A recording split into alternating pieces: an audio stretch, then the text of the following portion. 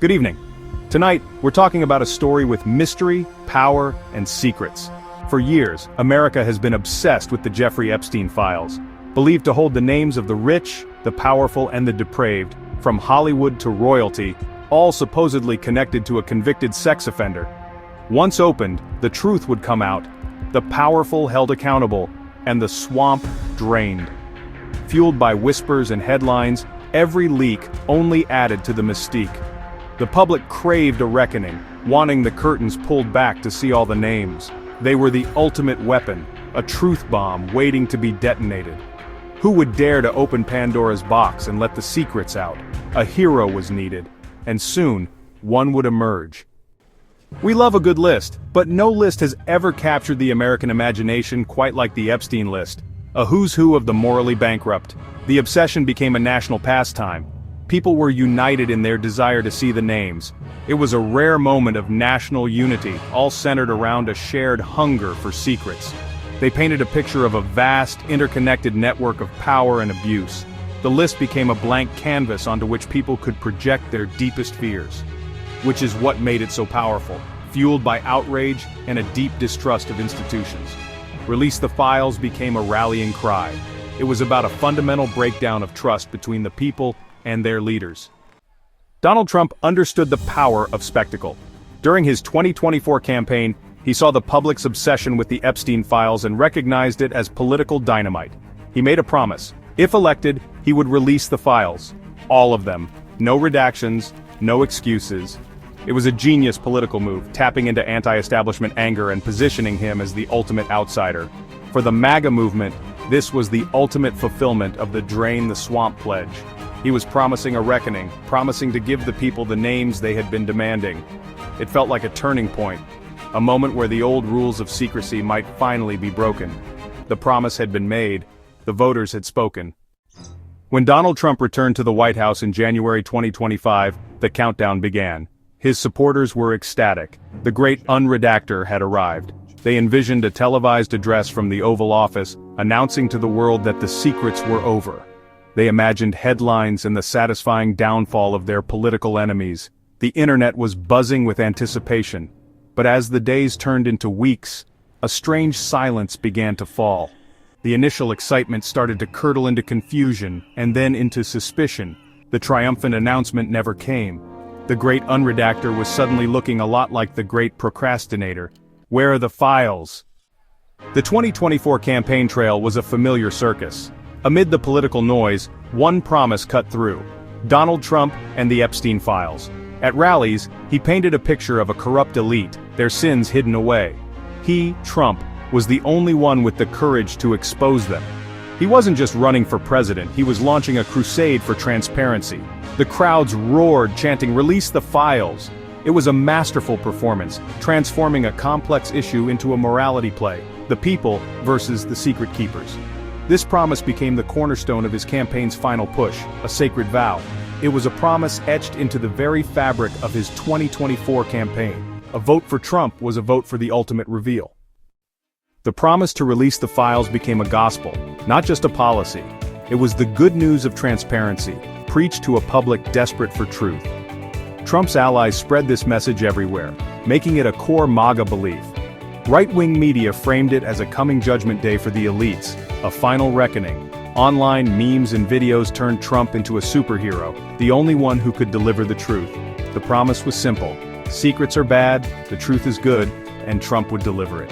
This message bypassed all nuance, offering hope and agency to his supporters. The gospel of transparency was irresistible. Who could argue with the promise of truth? For MAGA, releasing the Epstein files was the ultimate mandate. More than a slogan, it was a mission. The files symbolized the heart of the swamp, proof of elite corruption. Supporters saw this as the final battle, the act that would validate all their suspicions. Trump was cast as their avenger, tasked with shattering the two-tiered justice system. The release was their revolution, their demand for justice. When Trump won, his base expected immediate action. No debate, no delay. The time for secrets was over, accountability was now. The swamp was about to be drained, and the list was the key. After the election, anticipation exploded online. Forums buzzed with countdowns and wild theories about the coming great unveiling. Fantasy lists, mass arrest scenarios, and memes fueled a self-sustaining hype. Dissent was crushed. The echo chamber grew louder. Conservative media amplified the excitement, making even the wildest ideas seem plausible. The feedback loop between media and online communities made anticipation a tangible force. The pro-Trump world was primed for a political apocalypse. The promise to release the files was a devastating political weapon. It energized Trump's base and cast suspicion on all opponents. What were they hiding? The promise itself became the accusation, forcing a binary for transparency or for the corrupt elite. Any criticism was deflected. Attack Trump and you must fear exposure. The pledge inoculated Trump from attacks and rallied his supporters. Whether he meant to follow through didn't matter. The power was in the promise. It was a masterstroke, simple, effective, and dominating the political conversation. Trump returned to the White House, the world waited, and then nothing. The promise vanished. Press briefings and announcements never came. Supporters' forums turned from celebration to confusion and doubt. The silence was strategic, a clear sign the story wouldn't unfold as promised. Reporters got only vague deflections, the administration stonewalled. The crusade for transparency stalled before it began. The swamp seemed deeper than ever. The silence was the first crack in the promise, and faith began to falter. Under pressure, the administration finally released some documents. Hopes soared, then crashed when the files arrived, drowned in black ink. Pages were redacted beyond recognition. The big names were hidden. The official excuses, national security, privacy, rang hollow. Instead of truth, the public got a performance of transparency. The partial release only fueled more suspicion and anger. The promise was officially broken. The public felt betrayed. The redactions became a symbol of the administration's failure. With the redacted files out, Trump launched a full-scale blame game. He claimed the DOJ was sabotaging his orders, wielding the black markers. He accused his political opponents of weaponizing the issue. The goal was to create chaos, so people would forget who made the original promise. He was the victim, betrayed by everyone. Republicans in Congress were branded as disloyal for asking him to keep his biggest campaign promise. This blame game was a masterclass in deflecting responsibility, rewriting the story. For many, it was proof the promise had been a lie all along. The reaction from the MAGA base was not one of quiet disappointment, it was a full-blown, public meltdown. The people felt a profound sense of betrayal. The online forums became theaters of rage and disillusionment. They had been promised a revolution, and they were given excuses. The anger was palpable, and it was directed squarely at the man they had once seen as their savior. #Epstein cover-up and #Where's the list Don started trending, driven not by the left but by his own supporters. The memes, once celebratory, turned vicious. This meltdown was significant because it came from inside the House. This was his own army questioning their general. The Epstein files fiasco was the first issue that truly threatened to break that unity. By failing to deliver on his most dramatic promise, he had let them down. The meltdown was a symptom of a crisis of faith. As outrage grew, the administration switched on the official excuse generator. Attorney General Pam Bondi became the public face, delivering carefully worded statements. The primary excuse was national security, the ultimate get-out-of-jail-free card. They also cited international relations, arguing that releasing names could damage America's relationship with key allies. Another line was protecting ongoing investigations, which seemed a stretch. Finally, they floated protecting the privacy of innocent people, the most cynical excuse of all. The official excuse generator was working overtime, but the products were cheap roadblocks designed to stop the truth. Amid the chaos, a new theory emerged from the darkest corners of the internet. Why would Donald Trump protect the establishment? The whispers suggested a foreign hand, specifically Israel and the Mossad, were involved. Built on Epstein conspiracy theories and his ties to intelligence agencies, the rumor was that Epstein's operation was a blackmail scheme for a foreign government. That government was now demanding the files stay sealed. There was no evidence, just speculation. But in the absence of an explanation, this theory filled the vacuum, offering a reason for Trump's bizarre reversal. It was now an international spy thriller. It was the only story that seemed to make any sense. With the public furious, Congress decided to hold a hearing. It was the Congressional Hearing Spectacular, a primetime event designed to create the illusion of action. The stage was set with polished wood, American flags, and serious-looking politicians. Star witnesses were tasked with explaining the unexplainable. Cable news ran countdown clocks. The public tuned in hoping for answers. Of course, what they got was a circus. The hearing quickly devolved into partisan attacks and theatrical outrage. Each representative performed for their base. The entire event was political performance art, a show for the cameras. The goal was to create sound bites. It was about pointing fingers and ensuring no one took responsibility. The Congressional hearing spectacular was a lot of noise and a whole lot of nothing. The public left with a headache and cynicism. The true star of the hearing was not a person, but a skill, the art of the non-answer. Attorney General Pam Bondi, in particular, gave a command performance. For hours, she responded with beautifully crafted, utterly meaningless phrases. She was a poet of evasion. There was the "I can't comment on an ongoing investigation" move, a classic for a reason. Her favorite seemed to be the promise to get back to the committee with that information at a later date, a date which everyone knew would never arrive. It was frustrating, infuriating, and brutally effective. Speaker Mike Johnson, for his part, played a different but equally evasive game. He managed to sound like he was on both sides of the issue at the same time. It was the ultimate political straddle, a perfect non-stance. While the witnesses were busy not answering questions, the members of Congress were busy grandstanding for the cameras. This is the real purpose of most congressional hearings, and this one was no exception. Each politician on the dais saw their allotted time not as an opportunity for inquiry, but as a chance to deliver a fiery, pre-rehearsed speech that would hopefully end up on the evening news or go viral on social media. They weren't interrogators, they were actors auditioning for the role of tough questioner. The truth was secondary to getting a good clip for their next campaign ad. The performance varied by party. The Democrats on the committee adopted a tone of grave disappointment and righteous anger. They would lean into their microphones, their voices trembling with emotion, and deliver dramatic monologues about the death of truth and the constitutional crisis we were facing. They would hold up heavily redacted documents as props, shaking their heads in sorrow. "What is this administration hiding?" they would thunder, as if they didn't already have a list of their own powerful donors they'd rather not see exposed. It was a beautiful performance, full of sound and fury, signifying nothing. The Republicans, on the other hand, had a more difficult role to play. They had to look like they were taking the issue seriously without undermining their party's leader. Their grandstanding was more subtle. They would ask tough-sounding questions but allow the witnesses to ramble on with non-answers without any real follow-up. They would talk a lot about their commitment to the Constitution and the rule of law, while carefully avoiding the fact that the head of their party was obstructing a process he himself had promised. Their performance was one of concerned impotence, a show of fighting for the people while ensuring the fight never actually landed a punch. This was political theater at its most cynical. The questions weren't designed to elicit information, they were designed to create a moment. The outrage wasn't genuine, it was manufactured for public consumption. The entire hearing was a carefully choreographed dance of fake accountability. Everyone in the room knew they were participating in a charade, but the show had to go on. The voters needed to see that their representatives were fighting for them. And so, the grandstanding continued, a series of 5-minute plays for an audience that was slowly realizing the price of their ticket was their own intelligence. If there was one thing Democrats and Republicans could agree on during the hearing, it was that this whole mess was someone else's fault. The hearing quickly devolved into a bipartisan blame game.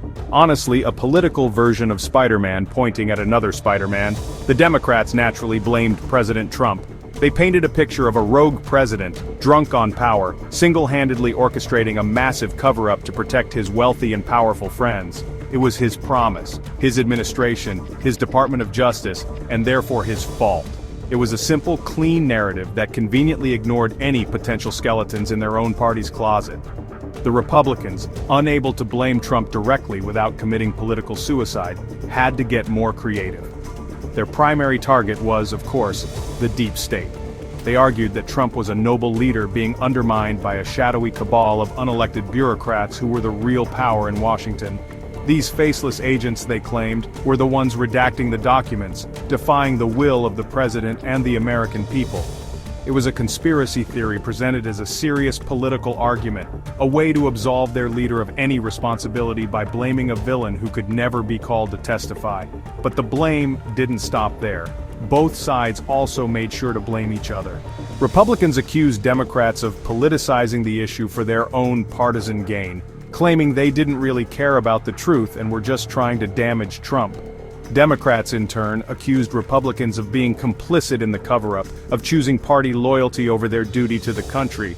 They were like two children fighting over a broken toy, each one screaming, "You broke it," while the toy itself, the truth, lay shattered on the floor between them. The ultimate effect of this bipartisan blame game was to create a cloud of confusion that obscured the central issue. By pointing fingers in every direction, the politicians ensured that no single person or institution could be held accountable. It was everyone's fault, which meant it was no one's fault. The public, watching this display of juvenile finger-pointing, was left with no clear villain and no clear path forward. The blame game was a perfect strategy for maintaining the status quo. It guaranteed that the political circus would continue, the files would remain sealed, and the system would remain perfectly protected from any real scrutiny. After hours of grandstanding, non-answers, and blame gaming, the hearing concluded with a predictable and profoundly meaningless resolution. The politicians, in a rare moment of bipartisan agreement, decided that what the country really needed was more process. They announced the formation of a brand new special bipartisan select committee to investigate the handling of the Epstein files. The name was long, it sounded very important, and honestly it was the political equivalent of kicking the can so far down the road that it achieves escape velocity and ends up in a different galaxy. This was the ultimate bureaucratic solution to a problem they had no intention of solving. The creation of a committee is Washington's favorite way to appear to be doing something while actually doing nothing at all. It gives the illusion of serious, ongoing work. There will be more hearings, more subpoenas, more reports. It will keep the issue in the news, allowing politicians to continue looking concerned. It will generate mountains of paperwork. What it will not do, under any circumstances, is produce the unredacted files. The committee's true purpose was to absorb public anger, to delay any real action indefinitely, and to slowly suffocate the issue under the weight of its own procedure. The announcement was met with a collective, nationwide groan. Everyone could see this for what it was, a classic Washington headfake. Even the most politically naive observer understood that this committee was a graveyard, a place where controversial issues are sent to be quietly buried. The politicians who announced it did so with grave faces, speaking of the solemn task ahead and their shared commitment to finding the truth. It was a fantastic performance, worthy of an award for its sheer, unadulterated cynicism. They had successfully taken a crisis of transparency and turned it into a long-term employment opportunity for their staff, and so, the political circus reached its inevitable conclusion.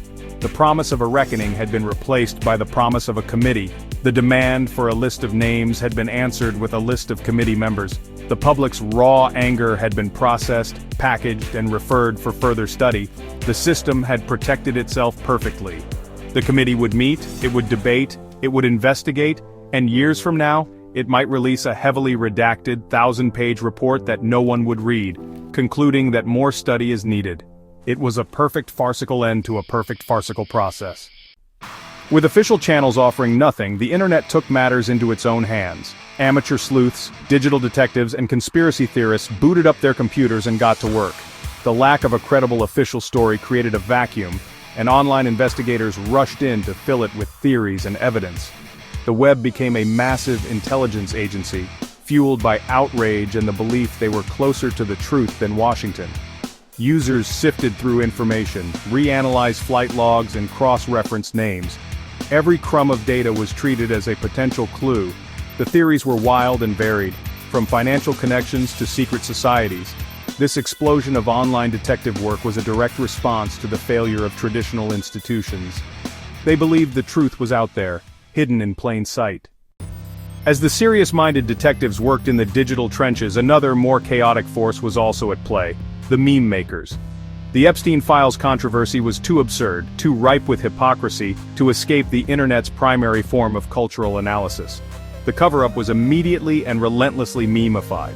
The situation was translated into the universal language of image macros, viral videos, and satirical cartoons. The memes were fast, brutal, and often hilarious. They cut through the complex political spin and got straight to the heart of the absurdity. If you couldn't get justice, you could at least get a laugh at the expense of the powerful. The memes targeted everyone. There were images of Donald Trump as a magician, making a giant stack of files disappear. There were pictures of Pam Bondi holding a giant black marker with a guilty smile. The heavily redacted documents themselves became a meme format, with users blacking out everything on a restaurant menu except for water, or everything in a history book except for the boring parts. The memes were a way for people to process their frustration and share a collective eye roll at the ridiculousness of the situation. They were a form of digital protest, a way of saying we know this is a joke and we're going to treat it like one. The humor was dark and cynical. One popular meme format involved the distracted boyfriend, with the boyfriend labeled Trump, his girlfriend labeled MAGA promises, and the woman walking by labeled protecting my elite friends. Another showed the galaxy brain meme, with the final, most enlightened stage being the realization that the files were never going to be released. These memes weren't just jokes, they were sharp, concise pieces of political commentary. In a few pixels, they could communicate a level of irony and disillusionment that would take a newspaper columnist 1,000 words to explain. This meme-ification of the scandal was significant because it showed how the public was coping with the great betrayal. They were using humor as a weapon and a defense mechanism. The memes kept the story in the public consciousness, ensuring that people didn't forget the original promise. They created a shared cultural experience around the cover-up, uniting people from different political tribes in a common sense of cynical amusement. The politicians may have had the power to redact the documents, but the internet had the power to mock them for it, ensuring that the cover-up would be remembered not as a successful act of statecraft, but as a global laughingstock. As the online detectives searched for a grand, unifying theory to explain Trump's reversal, they began to latch on to the whispers of foreign interference. And very quickly, one specific foreign intelligence agency became the star of the show. Suddenly, it seemed, every anonymous user on the internet was a world-renowned expert on the Mossad, Israel's national intelligence agency. They spoke with unearned confidence about its methods, its history, and its alleged role in the Epstein saga. The theory that Epstein's network was a Mossad blackmail operation went from a fringe rumor to the dominant explanation in many online circles. The evidence presented was, honestly, a masterclass in confirmation bias. Every connection, no matter how flimsy, was seen as proof. Ghislaine Maxwell's father, Robert Maxwell, was known to have ties to Israeli intelligence, a fact that was repeated ad nauseum. Any individual with a Jewish-sounding name mentioned in connection with Epstein was immediately suspected of being a Mossad agent. Trips to Israel taken by people in Epstein's orbit were no longer just vacations, they were secret meetings with handlers. It was a classic conspiracy mindset, where a predetermined conclusion is supported by cherry-picking facts and ignoring everything that contradicts it. The narrative was incredibly detailed. People who had previously struggled to find Israel on a map were now discussing the internal politics of its intelligence community. They debated which faction of the Mossad would have been running Epstein and what their ultimate goals were. They claimed the blackmail material, the so-called compromat, was stored on a secure server in Tel Aviv. This theory was appealing because, well, it was cinematic. It turned a sordid tale of abuse and a grubby political cover-up into a high-stakes international spy thriller. It was just more exciting to believe that Trump was being outmaneuvered by superhuman Israeli spies than to believe he was just another politician breaking a promise. Of course, this sudden explosion of expertise on Israeli intelligence was built on a foundation of sand. It was almost entirely based on speculation, innuendo, and in many cases, thinly veiled anti-Semitism. But in the information vacuum created by the administration, it flourished. The theory provided a simple, all-encompassing explanation for a confusing and disappointing event. It explained why a patriot like Trump would betray his followers. It wasn't his fault, he was simply a pawn in a much larger, global game being played by the masters of espionage. It was a comforting lie for those who couldn't handle a disappointing truth. The Mossad theory did more than just explain the cover-up. It also provided a way for Trump's most devoted followers to maintain their faith in him. A new, powerful narrative was born, Trump, the Patriot in Chains. In this telling of the story, Trump was not a liar or a coward. He was a tragic hero, a prisoner of circumstance. He desperately wanted to release the files and expose the swamp, just as he had promised. But he was being blackmailed or threatened by the Israelis, who held some terrible secret over his head, or threatened to destabilize the entire region if he didn't comply. His hands were tied. This theory transformed his failure into a noble sacrifice. He wasn't protecting the swamp, he was protecting America from a far greater threat. His silence was not an act of betrayal, but an act of profound patriotism. He was absorbing the anger of his own base, suffering their slings and arrows, in order to avert a catastrophe that only he was aware of. He was playing the long game, waiting for the right moment to turn the tables on his shadowy puppeteers. It was a narrative straight out of a political thriller, and honestly, it was exactly what his supporters needed to hear to reconcile their belief in him with his actions. This Patriot in Chains theory spread like wildfire through the MAGA ecosystem. Influencers and podcast hosts promoted it as the real story, the truth the mainstream media was too afraid to report. They presented Trump's vague statements about international pressure as coded messages to his followers, hints about the secret war he was waging behind the scenes. Every non-answer from the White House was reinterpreted as further proof of the theory. The silence wasn't a cover-up, it was strategic. The redactions weren't his fault, they were forced upon him. He was still their hero, just a hero in a very difficult situation. Ultimately, this theory was the final, most elaborate excuse. It was the ultimate rationalization for a broken promise. It allowed believers to avoid the painful conclusion that their leader might have simply used them and lied to them for political gain. It's far easier to believe in a complex international conspiracy involving secret agents and global blackmail than it is to accept a simple, mundane betrayal. The Patriot in Chains was a beautiful and compelling story. Its only flaw was that, like all the other excuses that had come before it, there was absolutely no evidence that any of it was true. As the public meltdown intensified, the right-wing media machine found itself in a very awkward position. And so, began the great media pivot, a breathtaking display of journalistic gymnastics. The same hosts who had demanded the files now began to argue for caution and patience. Suddenly, national security was a very real and serious concern. The narrative on networks like Fox News began to shift dramatically. Instead, it became about the sinister forces trying to use the Epstein issue to divide the conservative movement. But this pivot was not seamless. The audience wasn't stupid, and the media machine had created a monster of expectation that it could no longer control. The great media pivot was not just a change in talking points, it was a betrayal of their own brand. While the media tried to spin, the public took its anger to the streets, both digital and physical. The online outrage was a tidal wave.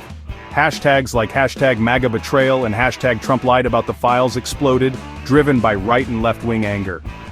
The internet, which Trump had so masterfully used, was now documenting its first major schism. The digital pitchforks were out, pointed directly at the White House. This spilled into real-world protests outside the White House and Mar-a-Lago. The protesters were a strange mix of MAGA true believers who felt betrayed, and anti-Trump activists. It was a surreal spectacle of political frustration. The media was fascinated by the sight of Trump's own supporters demonstrating against him. It was a visual representation of the crack in his base.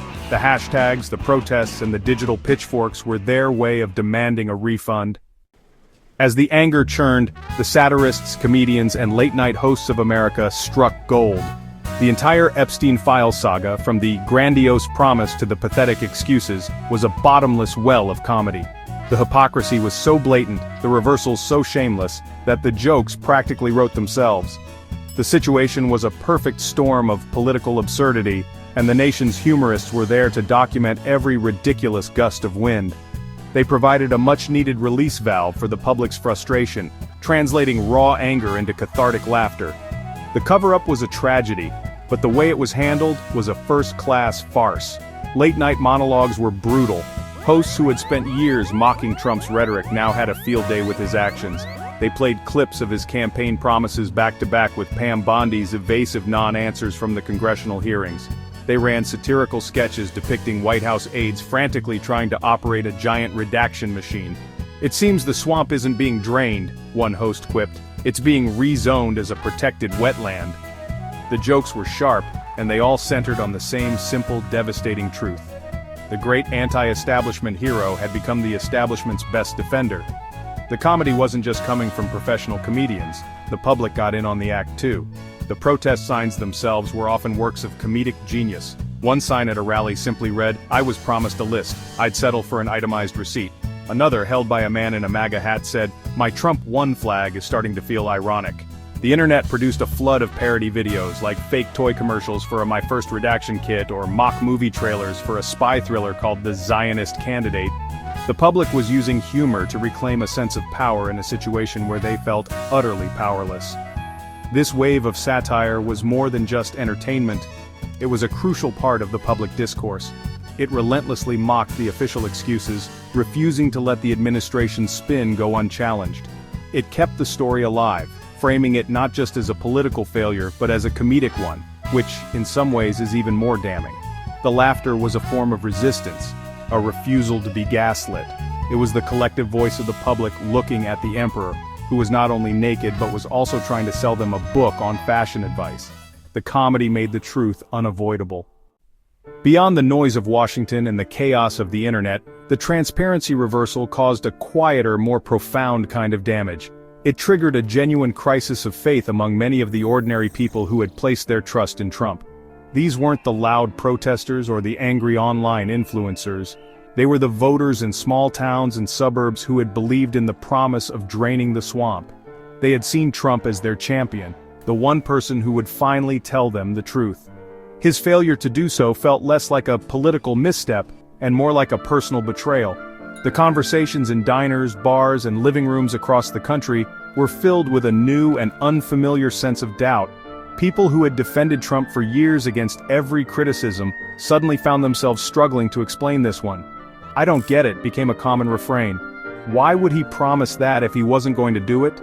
This wasn't about policy or ideology, it was about character. It was about trust.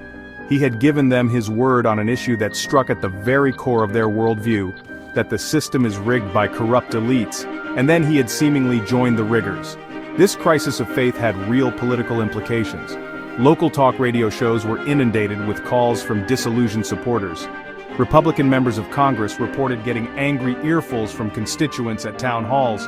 The unwavering belief that had been the bedrock of the MAGA movement was showing signs of serious erosion. It's one thing to disagree with a leader on a policy detail. It's another thing entirely to believe that the leader has deliberately lied to you about the one thing you cared about most. This was a wound that couldn't be easily healed with a rally or a tweet. Ultimately, this was the most significant part of the public meltdown. It wasn't the loud protests or the savage memes, it was the quiet corrosion of trust. Trump had built a political empire on the idea that he was different, that he was an outsider who would fight for the common person against the powerful. The Epstein files fiasco suggested, to many, that this was just another act. That underneath it all, he was just another politician protecting the system he claimed to despise. The public meltdown wasn't just about a broken promise, it was about the heartbreaking possibility that the hero they believed in might have been part of the swamp all along. And so we arrive at the end of our story, which is, of course, not an end at all. The Epstein files, the legendary Pandora's box of modern American politics, remain firmly shut. The public is still standing on the outside looking in, just kind of wondering what truths lie hidden within. The files have become a monument to a broken promise, a symbol of the immense gap between the anger of the people and the inertia of the powerful. The final act was a whimper. No moment of cathartic release for a public starved for justice. This unopened box represents a fundamental failure of the political system to respond to the will of the people. Ultimately, the story of the unopened box is a cautionary tale. The box sits there, a silent testament to our collective frustration. In the aftermath of the great transparency reversal, the search for someone to blame began. This is a time-honored tradition in politics, known as the Scapegoat Shuffle. President Trump, a master of this dance, led the way, pointing his finger at the deep state, his political opponents, and even his own disloyal allies. The deep state proved to be the most convenient scapegoat. Then there was the international scapegoat Israel. Ultimately, the Scapegoat Shuffle was a resounding success for the powerful. By creating a confusing cloud of accusations, they ensured that no one was truly held accountable. When everyone is to blame, no one is to blame. The scapegoats were shuffled, and the system, as always, dealt itself a winning hand. The Epstein files saga has taught us a valuable lesson about the nature of truth in our modern political era. The truth, it seems, is no longer a fixed point, but a moving target, shaped to suit a political agenda. The promise to release the files became a series of competing truths. For Trump's supporters, the truth was betrayal by sinister forces. For his opponents, it was a cynical promise never intended to be kept. In the end, controlling the narrative became the primary goal.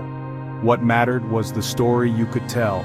In a polarized environment, a shared truth may no longer be possible. It's a moving target. In this political tragicomedy, there were a few unlikely winners who emerged from the wreckage. The first winners were those hidden behind redactions. The powerful benefited from the transparency reversal. The second group of winners, ironically, were the satirists and comedians. The absurdity provided them with endless material. The conspiracy theorists also won. The lack of transparency validated their worldview. And perhaps the biggest winner of all was cynicism itself. It reinforced negative assumptions about politics. It was a victory for apathy and a defeat for hope. When we strip away the noise, the Epstein files saga reveals a fundamental truth. The system protects itself. This is its primary function. It is a vast, complex organism, and its ultimate goal is survival and stability. The potential release of the full files represented a threat to that stability. We saw the system's defense mechanisms kick in. These are not bugs, they are features designed to slow down and neutralize any threat to the established order. It performed its function perfectly. This is a deeply uncomfortable truth because it challenges the story we tell ourselves about democracy. Certain secrets cannot be revealed because doing so would threaten the very foundations of the power structure. It's a collection of shared interests that all work together to maintain the existing power structure. It's a culture of self-preservation that permeates every level of the establishment. The system protects itself because the people inside it are, in fact, protecting themselves. And so, we are left where we began, with a secret. The names, the crimes, the network, it all remains locked away, a ghost that continues to haunt our political landscape. This lingering secret is more powerful than the truth. A secret is eternal. It allows us to imagine the very worst. The decision to keep the files sealed ensures that the saga will never truly be over. The secret has become a permanent feature of our political mythology. By trying to bury the story, the establishment has guaranteed that it will be told forever. This lingering secret erodes the very foundation of trust. We are left to wonder if we will ever know the full story. But until that day comes, the secret will linger in the air. The truth is still out there, but locked away.